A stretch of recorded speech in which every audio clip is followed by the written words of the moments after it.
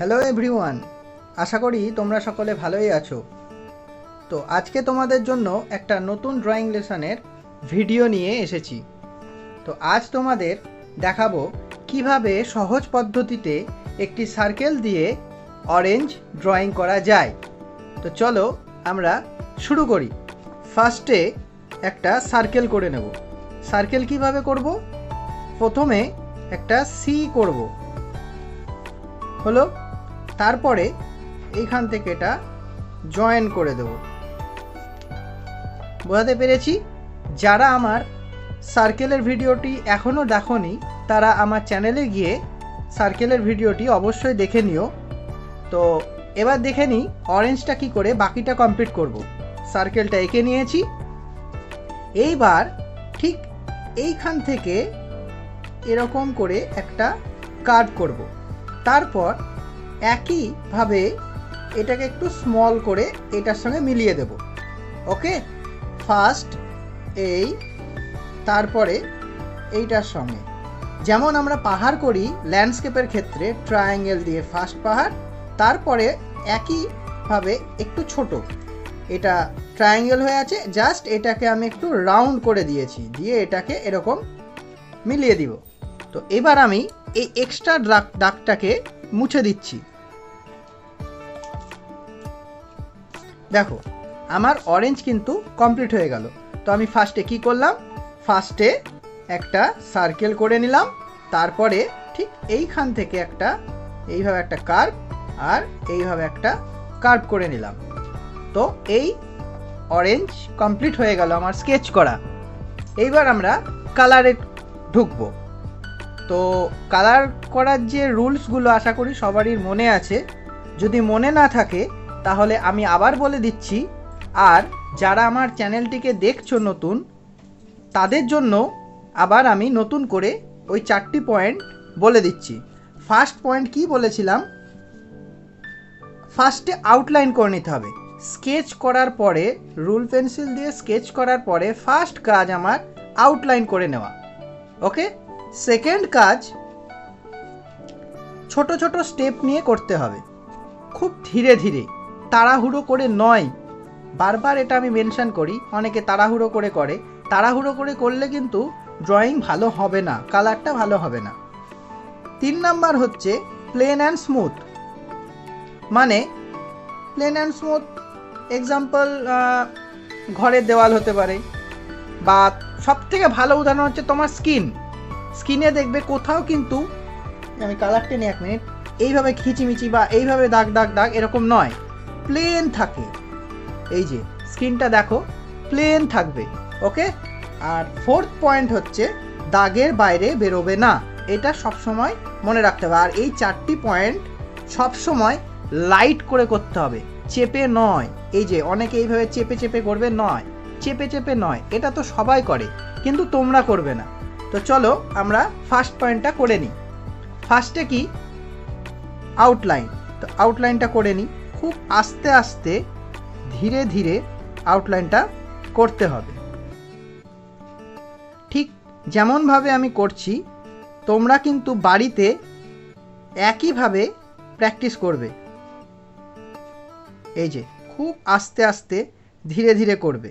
দরকার হলে খাতা ঘুরিয়ে নেবে তোমাদের নিজের সুবিধার জন্য। এই যে এইভাবে।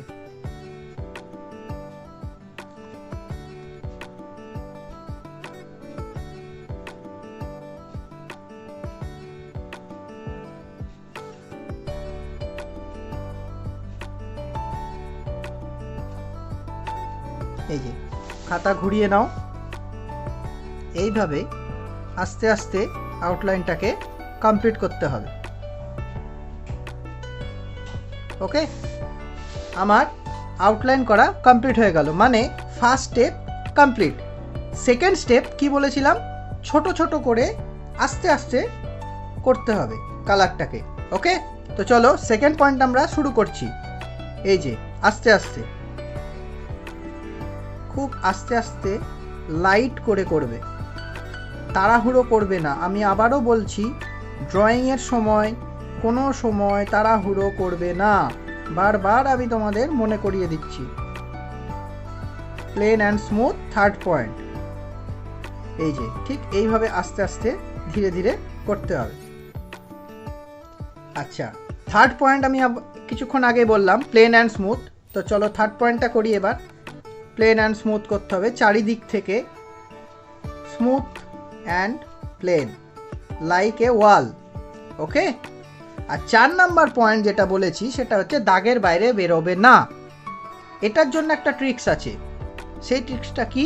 সেটা হচ্ছে অনেকেই কি করে, তাড়াহুড়ো করতে গিয়ে দাগের বাইরে বের করে ফেলে। তো সেটার জন্য আগে আউটলাইনটাকে একটু ভিতর দিকে বাড়িয়ে নাও। ঠিক এইভাবে খুব আস্তে আস্তে লাইট করে বাড়িয়ে নাও।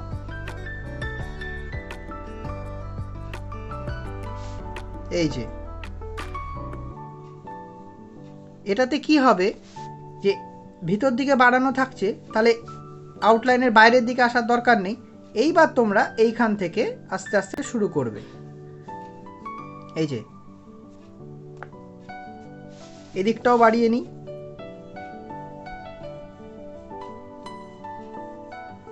খুব আস্তে আস্তে দেখো আমি আউটলাইনের ভেতর দিকটা একটু বাড়িয়ে নিয়েছি, তোমরাও এইভাবে বাড়িয়ে নেবে। এবার আস্তে আস্তে গোটাটাকে কালার করতে হবে, খুব আস্তে আস্তে ধীরে ধীরে। এইভাবে নয়, বা একবার আস্তে আবার একটু তাড়াতাড়ি নয়। এটার জন্য একটা সবথেকে ভালো এক্সাম্পল হচ্ছে 4 হুইলারে বৃষ্টির সময় যখন ড্রাইভার যখন দেখতে পায় না, তার জন্য একটা কাঁটা লাগানো থাকে। কাঁটাটা ঠিক এইভাবে নড়ে, হয়তো একটু স্পিডে নড়তে পারে, কিন্তু তোমরা ওইভাবেই নড়াবে হাতটাকে, কিন্তু আস্তে। এই যে এইভাবে ধীরে ধীরে, খুব ধীরে ধীরে এইভাবে একইভাবে কালার করে যেতে হবে, যেন চারিদিকে সমানভাবে কালারটাকে পড়ে। ওকে। এই যে খুব আস্তে আস্তে ধীরে ধীরে কালারটাকে কমপ্লিট করতে হবে। আমি হয়তো একটু তাড়াতাড়ি করছি, কিন্তু তোমরা ধীরে ধীরে করবে। ওকে।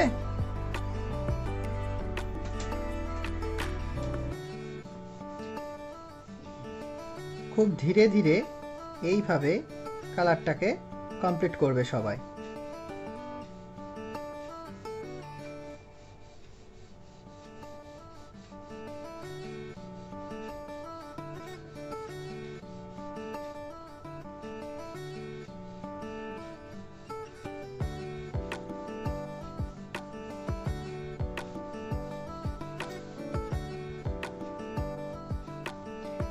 কালার কমপ্লিট হয়ে যাওয়ার পরে একটু দেখে নেবে যে কোথাও কোনো জায়গার কালার ডিপ বা লাইট হয়ে আছে কিনা, সেগুলোকে একটু কারেকশন করে নেবে। ওকে। তো অরেঞ্জ কমপ্লিট হয়ে গেল কালার করা। বাচ্চারা এইভাবে বাড়িতে প্র্যাকটিস করবে। এইবার যারা একটু অ্যাডভান্স লেভেলে, মানে আউটলাইন ড্রয়িংগুলো যেগুলো করছো একটু ভালো করে করছো, বা লাইনগুলো একটু ঠিকঠাক হচ্ছে, তাদের জন্য এটাকে এবার ব্ল্যাক গ্লাস মার্কিং পেন্সিল দিয়ে আউটলাইনটা করে দেখাবো আমি। তো চলো দেখে নাও। এই খুব ধীরে ধীরে করতে হবে এটাকেও।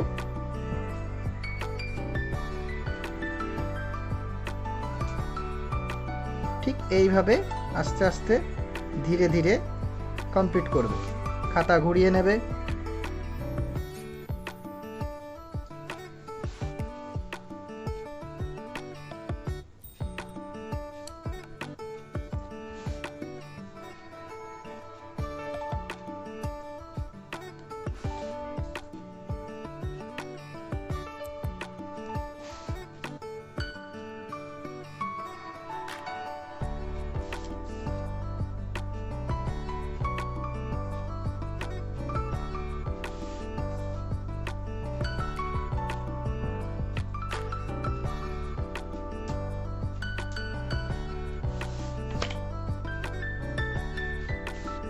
এই আমার পুরো অরেঞ্জটা কমপ্লিট হয়ে গেল। আশা করি সকলকে বোঝাতে পেরেছি, আর সবারই ভিডিওটা আশা করি ভালোই লেগেছে। যদি ভিডিওটি ভালো লেগে থাকে তাহলে তোমরা সবাই আমার চ্যানেলটিকে সাবস্ক্রাইব করো, কমেন্ট করো লাইক করো। আর হ্যাঁ, যারা এখনও পর্যন্ত আমার চ্যানেলটিকে সাবস্ক্রাইব করোনি তারা সাবস্ক্রাইব করে নিও এবং সাবস্ক্রাইবের পাশে থাকা বেল আইকনটিকে প্রেস করে দিও, যাতে আমার পরবর্তী ভিডিওগুলো তোমাদের কাছে পৌঁছে যায়। তো আজকে এখানেই শেষ করছি। সবাই ভালো থেকো। টাটা।